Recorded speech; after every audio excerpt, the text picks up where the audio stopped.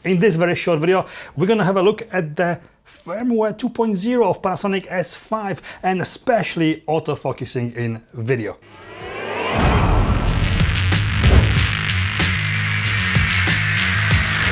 So yes, I have done previously several tests with different lenses with autofocusing with this camera, and they were all hit and miss depending on the lens. I have never had a big issue autofocusing in photography with this camera. I do like it. It varies slightly from lens to lens, but never been an issue for me. So the video performance is definitely something I am very curious if this new firmware updates, fixes or improves, so we're gonna test that. But before we go out and do some testing, I must say massive thanks to UK Digital for lending me this camera again, and the 2060 kit lens, also the Sigma 85mm, which I had a lot of focusing with video issues before. So we're gonna compare all this and see how it works. But before we go there, we have to mention a few other things this upgrade, the firmware 2.0 brings. The main ones for me anyway is the shutter angle setting. Now you can actually change the shutter angle, not shutter speed, while filming, obviously. Yeah, quite important to a lot of people. Also the recording frame around the screen when you're recording. You'd be surprised how many times I personally missed the recording or missed a little rec, you know, on the bottom, or missed is there or not there. So it's quite nice when you're recording, you hit the button, you can actually see that is the recording by seeing the red frame around it. There's a few other things, very technical stuff. There is a 5.9K anamorphic and 4K 12-bit RAW export via HDMI to Ninja 5. I'm gonna put the link to Panasonic website with all the details. But here in this video, we're gonna concentrate purely on the autofocusing performance in video with a 2060 kit lens and the Sigma 85 DGDN. So let's not waste any more time. Let's go and do some testing.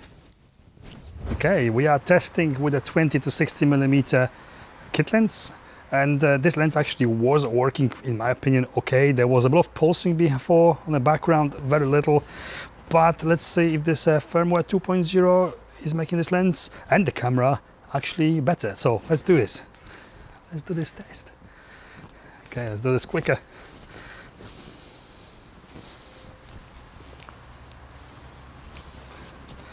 I feel like an idiot. There's people watching me when I'm doing this and thinking, what the hell is going on? But is it working? You tell me. Do you think this is usable for everyday filming usage? Okay. Okay. Filming with the Sigma 85mm f1.4 DGDN. Notoriously bad, I guess, with S5 before with video. It was just inconsistent and very slow focusing. So is it any better? It's very hard to tell, but I think it's only very marginally better than it was before.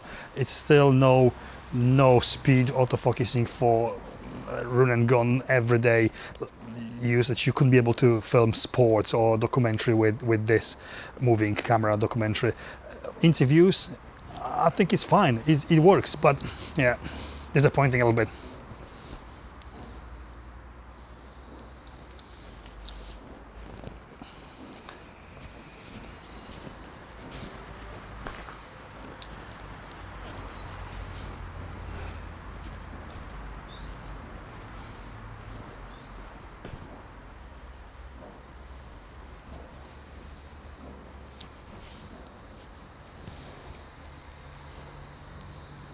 It really should handle this, and it's struggling. Yeah. Yeah, seems like what was expected really. The Lumix lens, the kit lens, the 2060 is actually way better than the Sigma. Just as before, the Lumix lenses actually in video perform better than Sigmas. I do love Sigmas actually for the quality, but yeah, for video work, autofocusing, this is not the probably right choice. But the camera is actually great. The functions, the camera's got the RAW recording now, 12-bit recording to Ninja 5. The color it produces, everything is actually really good. So is autofocusing that important. We all filmed, no, we all like me, old school, we filmed with the manual focusing for years and years, and I still do this. So yeah, you can only decide.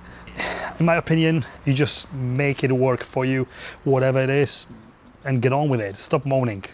Autofocusing is what it is. So put this into perspective, this is filmed with the Sony a7 III.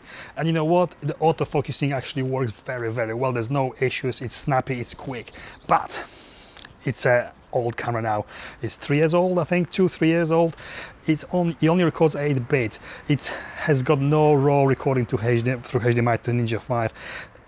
No 60 frames per second 4K. There's literally, apart from autofocusing, everything is worse than Panasonic camera. So where's the trade-off? You can only decide you prefer the quality and the extra settings, and you have to get used to the focusing and make it work for you, or use manual, or you want autofocusing but literally all the features less than your Panasonic camera. Yes, you can go for Sony a7 III, but a camera is twice more expensive than S5. So that's how it is. And this is it from me. I hope you liked this video. It was helpful to you in some way. If you did, please give me a thumbs up. And if you like this kind of content from me, cameras, lenses, reviews, testing, and whatever photography video related, then please consider subscribing. Thank you for watching, and I'll see you next time.